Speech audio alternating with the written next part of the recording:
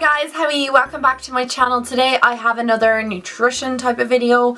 I did one back in September or October and it was very well received. It's nearly got 40,000 views and I will link it down below. It was the first one I ever did and I was so nervous doing it, but I'm glad I did it because you guys seem to really enjoy it. For those of you who don't know my background, I am a nutritionist. I have a degree in nutrition. I also have a diploma in nutrition and I'm starting a new course in sports nutrition. It's an area that I'm not completely familiar with, so it's an area that I want to branch out into.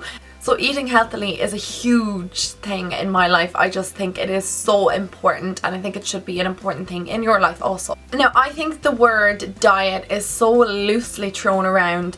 I'm dieting, I'm going on a diet. You know, instead of saying I'm going to eat healthily, I'm going to change the way that I'm eating currently, I'm going to improve my diet or I'm going to improve my healthy eating. That's a much better, more positive attitude I think to have than to say I'm going on a diet. It sounds negative straight away. Oh, I'm going on a diet. Oh, I'm dieting. Like, it just doesn't sound great. It doesn't give you that boost that you need when you are trying to lose weight or trying to maintain a healthy weight or trying to eat healthier or whatever it may be. One of the biggest questions I get as a nutritionist is, how can I maintain a healthy diet? I always find that there's loads of clients who are unsure of what to eat and what food groups they should be eating from and what is a portion size. So these are some of the healthy tips that I want to include. So I'm going to include 10 healthy tips. The first one being eating little and often. So a lot of people might think, oh, I need 3 big meals a day to sustain my energy and get all my nutrients. That is not the case, and in my opinion I think it is the wrong way to go about eating health. If you're eating 3 big meals a day, more than likely you are missing out on vital nutrients. The reason being is you're only limiting yourself to three meals a day. I mean, it's not a huge amount, and more than likely you will pack your plate full of, you know, like potatoes or whatever it might be, rice or whatever other type of food groups you are packing your plate full of. So you are missing out on other things like nuts and seeds that you wouldn't necessarily have in a meal. So I recommend to have between 5 and 6 meals a day. That is the way that our bodies naturally are used to eating. We are natural grazers. What I mean by grazing, I mean eating little and often. If you're eating a whole lot of food in one go, like one big meal, it takes a lot for your digestive system to digest it. You end up getting digestion discomfort and things like that. You can get bloated. Loads of different issues can come from it. So eating little and awful puts less pressure on your digestive system and means that you're getting more nutrients and more food groups into your body. The second tip I have is never skip a meal. Lots of people think, oh, if I'm dieting I'm just going to skip this and skip that. If you're skipping meals, what happens is your body is going into starvation mode. Meaning your body has a memory. It remembers the last time it was starved or deprived of food, so the last time you skipped a meal. So what it tends to do is it holds on to your fat stores. Your fat stores are so important to you because they insulate your organs, which are vitally important for functioning and different things like that in your body. Fat stores also increase your heat and different things like that. So if you're skipping meals, what happens is your body tends to hold on to more fat than you require. If you're eating little and often, like I described in my last point, your body has no need to hold on to the excess fat because it knows it's going to get it later on because you're going to be eating in another 2 or 3 hours. So that's the problem with skipping meals. Your body remembers the last time it was deprived of certain nutrients, so therefore it holds on to them, and it holds on to things like fat. Number 3 is increase your fruit and vegetable intake. This goes without saying. I recommended in my last video that you should be getting between 5 and 7 portions of fruit and veg a day. It is just so vitally important. They're where you get your vitamins and your minerals from. Eat a wide range of colours as well of the fruit and vegetables. You get different nutrients from the different colours. Okay, point number 4 is make sure that half your carbohydrates come from whole grain sources. Whole grain provide fibre, which help with your digestive tract. They stop you from getting things like constipation. Nasty little thing, but it stops you from getting that. But also fibre in your digestive system mops up things like cholesterol and fat as well, so stops them from being absorbed. Now I mean excess fat. This will also help with cardiovascular disease, reducing the likelihood of that happening because your cholesterol is also not being absorbed, so fibre is vital. Things like brown sources would be your brown rice, brown pastas, your whole grain breads, different things like that, and even opt for the brown flours over the the white flour. Increase your fish intake. This is point number 5. I always recommend to clients to eat more fish. I don't know, there's like some sort of like bad thing around fish that we don't all eat it. Fish has an awful press. It gets an awful time.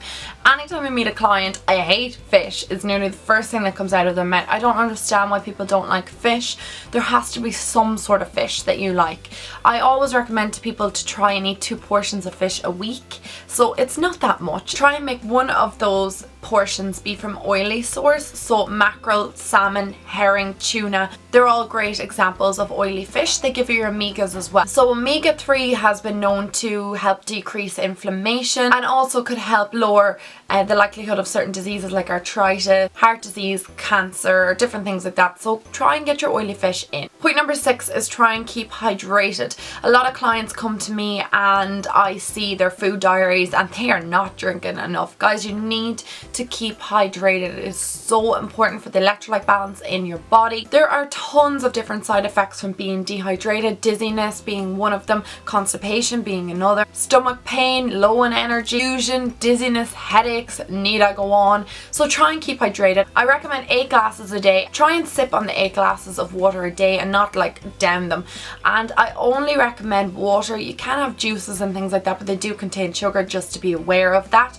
Teas are great as well, but again, they contain caffeine. So just try and stick with your water. And then when other fluids you take in throughout the day are kind of like an added positive. Again, you can drink too much. 15 cups of water a day. You don't need it. 8 is suffice. Point number 7 is eat oats in the morning. Always recommend people to start their breakfast off with porridge. I don't care if you don't like it, try it. I'm telling you, you can make it in a different way that it is just more palatable for you. I always recommend to people to make it with water and then cool it down with a bit of milk. Try and make them in a way that you like them. Maybe add berries to them when they're cooked.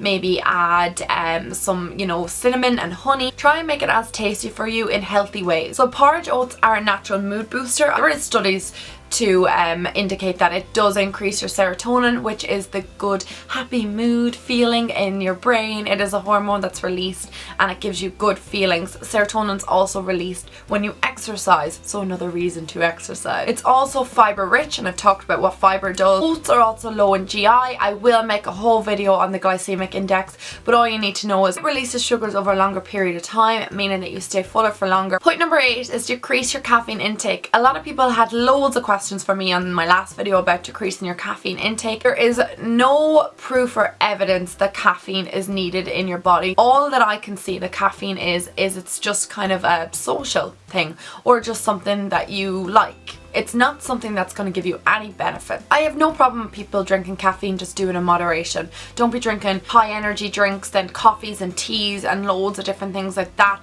It's just not good for your body. The reason I recommend to limit caffeine in your diet is it can cause irritability. It can also give you a crash in energy. Everybody reacts differently to caffeine in their body, so knowing your own body is vital. So that means if you're sensitive to teas and coffees, maybe not drink them all the time, maybe limit them. If you like a cup of tea, that's fine, but maybe don't drink like 7 cups a day, and maybe try and, you know, drink herbal teas or, you know, chamomile teas. I've talked a whole video about how much I love teas. Like, those different types of teas are great and they don't contain caffeine. And don't forget, your carbonated drinks also contain caffeine, so limit them too, like Coke for instance. Number 9 is read food labels. This is a thing that people just don't seem to buy into at all. They don't realize that just because it says low fat on it, it does necessarily mean that it's low in fat, but it doesn't necessarily mean it's low in sugars or low in salts or whatever it may be. Don't forget that foods need sugars and salts to preserve them. If you're buying a processed food, it has things in it to help preserve it. So always read the labels. When it says on the outside it's fat free or sugar free or whatever, read the label on the back to show, you know, okay, well, it might be sugar free, but there is aspartame in it and there is sulfame vitamin K in it. So they're not really sweeteners I want to incorporate into my body, so maybe I'm not going to buy that product. Under EU legislation, all pre-packed foods require a nutrition label. So that offers information on your kilojoules or your calories. And it includes additional information like your protein contents, your carbohydrate